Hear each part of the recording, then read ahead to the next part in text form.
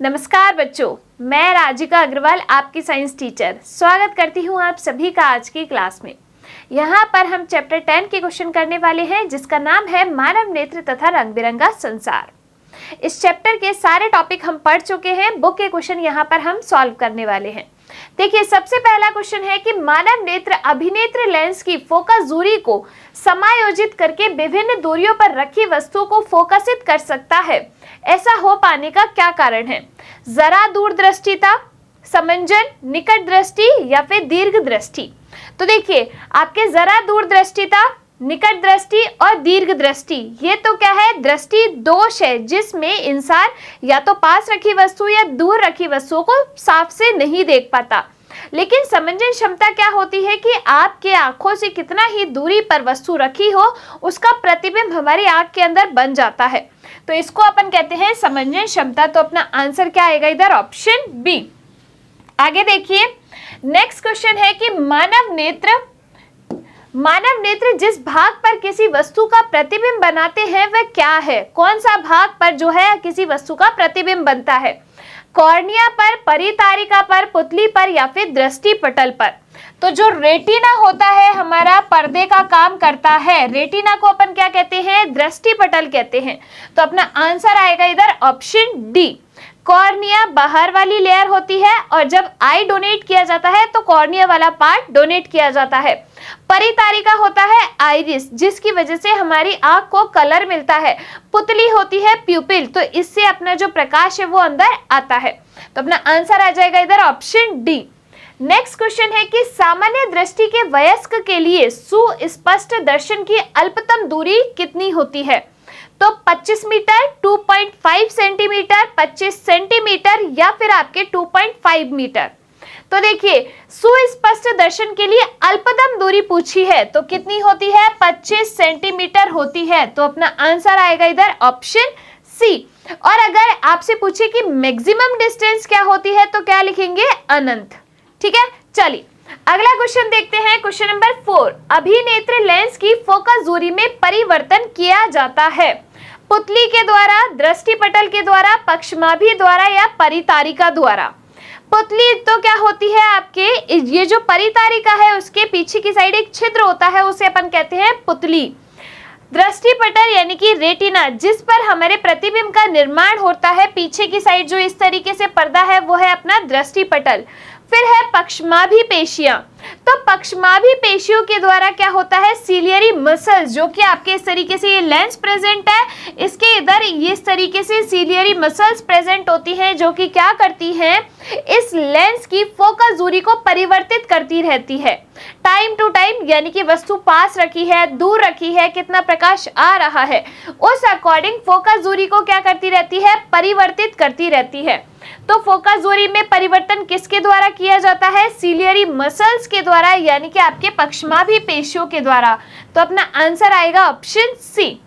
Next चलते हैं, अगला क्वेश्चन है किसी व्यक्ति को अपनी दूर की दृष्टि को संशोधित करने के लिए, देखो दूर दृष्टि क्या होता है कि जब दूर की वस्तु है तो आपको साफ दिखे, लेकिन पास की वस्तु है आपको साफ नहीं दिखे, वो होता है दूर दृष्टि दोष।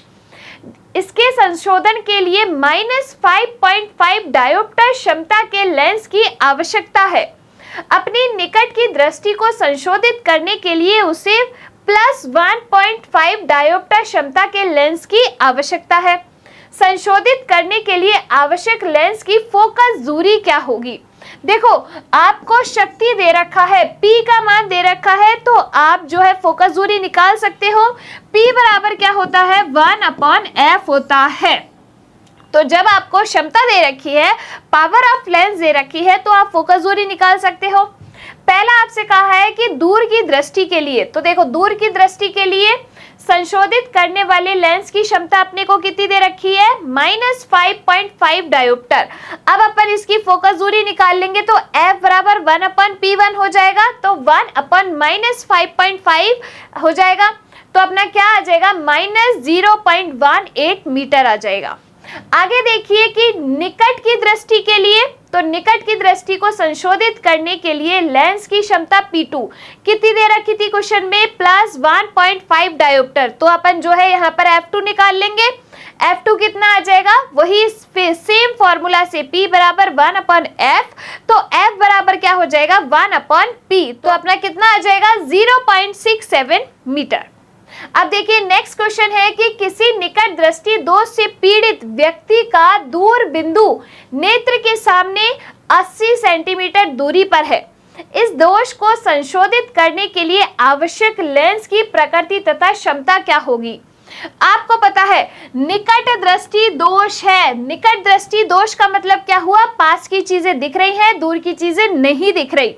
निकट दृष्टि दोष को संशोधित करने के लिए यानी कि उसको सही करने के लिए क्या किया जाता है कि अवतल लेंस के चश्मे जो है वो बनाए जाते हैं। कैसे, अवतल लेंस के चश्मे बनाए जाते हैं। तो एक तो अपन इसमें अवतल लेंस के चश्मे बनाएंगे, ठीक है, जिससे अपने जो प्रतिबिंब है वो कहां पर बने, रेटिना पर बन जाए।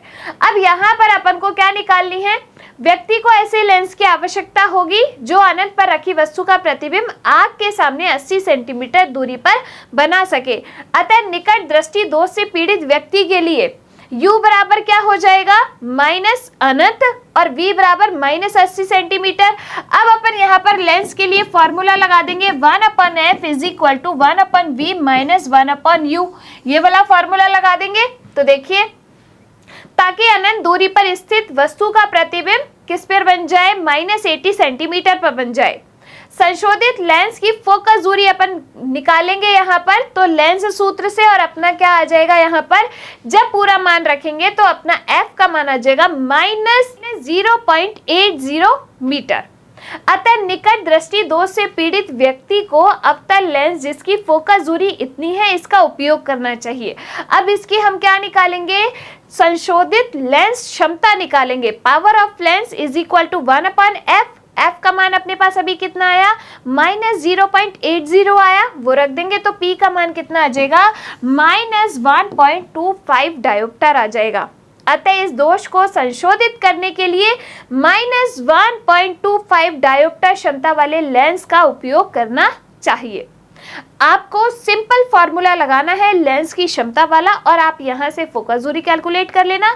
फिर संशोधन क्षमता निकालने के लिए आप P बराबर 1/f दोबारा लगाना और अपने यहाँ पर संशोधन क्षमता आ जाएगी।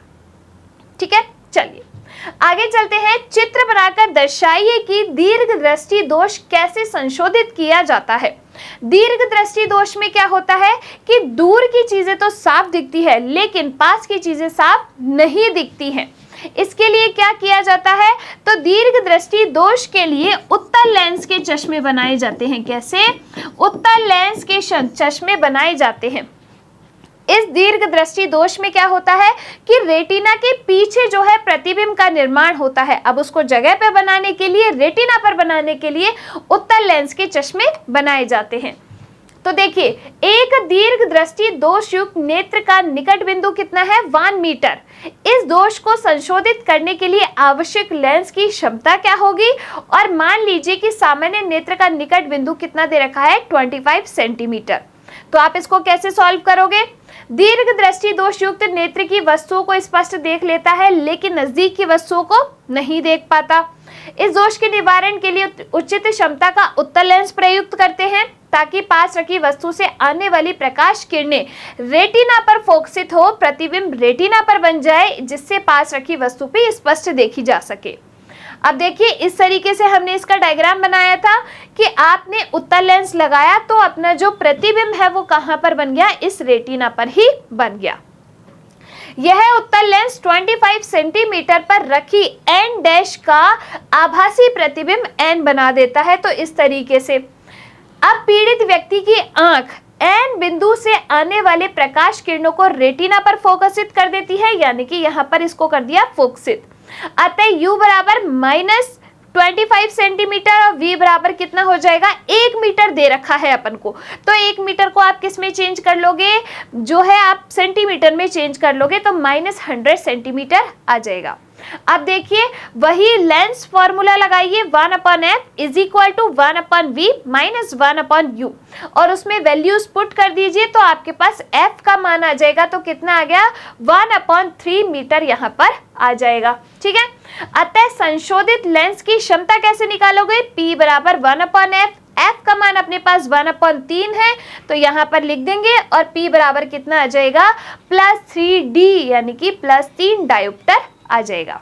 ठीक है, आपको सिंपल फॉर्मूला याद करना है और सिंपल फॉर्मूले से ये सारी वैल्यूज पुट करके उसके आंसर निकाल लेने हैं। चलिए नेक्स्ट देखिए कि सामान्य नेत्र में 25 सेंटीमीटर से निकट रखी वस्तुओं को सुस्पष्ट क्यों नहीं देख पाते हैं।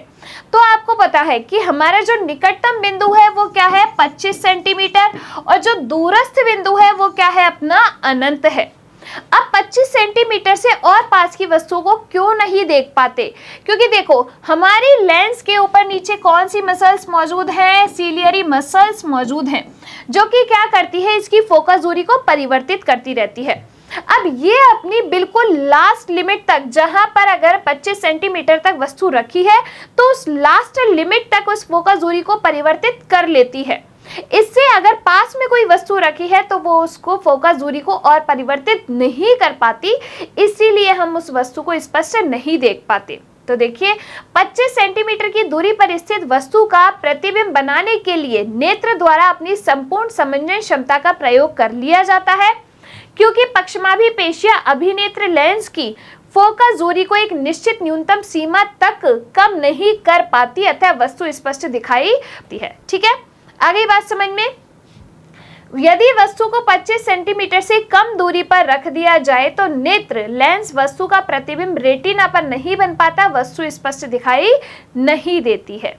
तो ये किसकी वजह से है, आपके समंजन क्षमता की वजह से। और ये किसकी वजह से होती है समंजन क्षमता, पक्षमाभी पेशियों की वजह से, क्योंकि यही फोकस दूरी को परिवर्तित करती है। नेक्स्ट क्वेश्चन देखिए कि जब हम नेत्र से किसी वस्तु की दूरी को बढ़ा देते हैं तो नेत्र में प्रतिबिंब दूरी का क्या होता है। तो नेत्र के सामने किसी वस्तु को 25 सेंटीमीटर या अनंत के बीच में रखे तो प्रतिबिंब सदैव कहां बनेगा, रेटिना पर बनेगा। नेत्र से वस्तु की दूरी बढ़ा देने पर नेत्र के समंजन गुण के कारण प्रतिबिंब रेटिना पर ही बनता है और वह वस्तु दिखाई देती है। क्योंकि हम जो है हमारी आंखों के अंदर लेंस के ऊपर पक्षमाभी पेशियां प्रेजेंट है, जो कि क्या करती है, इसकी समंजन क्षमता को बढ़ा और घटा लेती है। यानी कि कोई वस्तु कितनी ही दूर हो, कितनी ही पास हो, 25 सेंटीमीटर से अनंत के बीच में हो, तो हम उसको देख सकते हैं। आगे देखिए, अतः नेत्र से वस्तु की दूरी बढ़ाने पर भी प्रतिबिंब की दूरी क्या रहती है, अपरिवर्तित रहती है। यानी कि प्रतिबिंब हमेशा कहाँ ही बनेगा, रेटिना पर ही बनेगा। हाँ, निकट दृष्टि दोष, दूर दृष्टि दोष और जरा दृष्टि दोष के अंदर आपका जो प्रतिबिंब है रेटिना से पहले या रेटिना के बाद में बनेगा, तो आप उसको उत्तल लेंस, अवतल लेंस के चश्मे बना के संशोधित कर सकते हैं। नेक्स्ट क्वेश्चन है कि तारे क्यों टिमटिमाते हैं। तो तारों के टिमटिमाने के पीछे का रीजन बताया था मैंने, प्रकाश का अपवर्तन। प्रकाश का अपवर्तन क्या होता है, जब कोई प्रकाश की किरण एक माध्यम से दूसरे माध्यम में प्रवेश करती है तो वो अपने पथ से क्या हो जाती है, विचलित हो जाती है। अब तारों के टिमटिमाने के पीछे का क्या रीजन है कि आपके प्रकाश की किरण आ रही है वहां तारों से अपनी जमीन पर, यानी कि पृथ्वी की सतह पर। अब ये वायुमंडल से होती हुई आ रही है, तो वायुमंडल से जब ये आ रही है तो जगह जगह पर इसका माध्यम क्या होता है, चेंज होता है, जिसकी वजह से अपन को ये तारे जो है टिमटिमाते हुए नजर आते हैं। तो देखिए, तारों से आने वाला प्रकाश हमारी आंख तक पहुंचने से पहले वायुमंडल से होकर गुजरता है। वायुमंडल की विभिन्न परतों का घनत्व अनियमित रूप से परिवर्तित होता रहता है, इस कारण से उनका अपवर्तनांक भी परिवर्तित होता है। अपवर्तनांक परिवर्तन के कारण तारे से आने वाले प्रकाश की किरणें लगातार अपना मार्ग बदलती रहती है और हमारी आंख तक पहुंचने वाले प्रकाश की मात्रा भी बदलती रहती है, कि वायुमंडलीय अपवर्तनांक का ही ये क्या है, प्रभाव है। तो इस तरीके से आपको जो है तारे टिमटिमाते हुए नजर आते हैं। तारों के आने से, अतः तारों से आने वाले प्रकाश को वायुमंडलीय अपवर्तन के कारण तारे टिमटिमाते हुए आपको प्रतीत होते हैं। ठीक है, चलिए नेक्स्ट देखिए कि व्याख्या कीजिए कि ग्रह क्यों नहीं टिमटिमाते हैं। तो तारों की अपेक्षा ग्रह हमारी पृथ्वी के बहुत निकट है। अब जब वो पृथ्वी के निकट ही हैं तो इस तरीके से अपवर्तनांक चेंज नहीं होगा, इसी वजह से वो टिमटिमाते नहीं है। उन्हें विस्तृत स्रोत की भांति माना जा सकता है। यदि ग्रह को बिंदु आकार से अनेक प्रकाश स्रोतों का संग्रह मान ले तो उन सभी से हमारे नेत्रों में प्रकाश जो है प्रवेश करने वाली प्रकाश की मात्रा में कुल परिवर्तन का औसत मान क्या रहेगा? 0 रहेगा, जिसके कारण ग्रहों के टिमटिमाने का प्रभाव लगभग 0 हो जाता है और वो टिमटिमाते नहीं हैं। यही रीजन है कि तारे टिमटिमाते हैं लेकिन ग्रह नहीं टिमटिमाते। आगे देखिए, सूर्योदय के समय सूर्य रक्ताभ क्यों प्रतीत होता है? आपने देखा होगा जब सनराइज होता है और सनसेट होता है तो आपको जो सन है वो एकदम रेड नजर आता है। ऐसा क्यों होता है? क्योंकि देखो इस टाइम पे क्या होगा कि जो आपका लाल रंग होता है, मैंने आपको तरंग दैर्ध्य और आवृत्ति के बारे में बताया था, तो लाल रंग जो होता है उसकी तरंग दैर्ध्य क्या होती है? सबसे ज्यादा होती है। अब जब आपका सूर्य उदय होता है तो वह क्षितिज के निकट होता है, जहां से सूर्य की किरणों को हम तक पहुंचने के लिए वायुमंडल की मोटी परतों से होकर गुजरना पड़ता है तथा अधिक दूरी तय करनी पड़ती है। नीले तथा कम तरंग दैर्ध्य के प्रकाश का अधिकांश भाग वहां उपस्थित कणों के द्वारा प्रकीर्णित कर दिया जाता है। सिर्फ अधिक तरंग दैर्ध्य वाले प्रकाश जैसे लाल रंगी हम तक पहुंचता है, इसीलिए सूर्योदय और सूर्यास्त के समय आपको सूरज जो है वो लाल दिखाई देता है। और जो है आपको सूरज सूर्योदय के 2 मिनट पहले और सूर्यास्त के 2 मिनट बाद तक भी आपको दिखाई देता है। नेक्स्ट क्वेश्चन है और इस चैप्टर का आपका लास्ट क्वेश्चन है, किसी अंतरिक्ष यात्री को आकाश नीले की अपेक्षा काला क्यों प्रतीत होता है? देखो आकाश का नीला रंग किसकी वजह से होता है? प्रकाश के प्रकीर्णन की वजह से। पढ़ाया था मैंने कि प्रकाश के प्रकीर्णन की वजह से आपको जो आसमान है वो नीला दिखाई देता है। लेकिन जो अंतरिक्ष यात्री हैं जब अंतरिक्ष में जाते हैं तो वो अपनी वायुमंडल की जो परतें हैं यानी कि वायुमंडल को पार कर जाते हैं। अब वायुमंडल को पार करने की वजह से उनको जो है नीला रंग जो प्रकीर्णित होता नजर नहीं आता, इसीलिए जो है कोई भी प्रकाश वहां प्रकीर्णित नहीं होता, तो उनको जो आकाश है वो काला प्रतीत होता है। देखिए आकाश का नीला रंग पृथ्वी पर स्थित वायुमंडल के सूक्ष्म कणों द्वारा प्रकीर्णन के कारण होता है। अंतरिक्ष यात्री आकाश में उस ऊंचाई पर होते हैं जहां वह वायुमंडल से बाहर हो जाते हैं तथा वहां प्रकाश का प्रकीर्णन होकर प्रकाश नहीं पहुंच पाता है।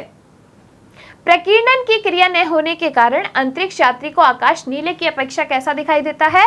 काला दिखाई देता है। और ये सारी चीजें हम पढ़ चुके थे जब हमने चैप्टर पढ़ा था तभी। यहाँ पर आपके सारे क्वेश्चन जो है चैप्टर के वो कंप्लीट होते हैं। अब अपन मिलेंगे अगली क्लास में एक नए चैप्टर के साथ। तब तक आप लोग खुश रहिए, स्वस्थ रहिए। धन्यवाद।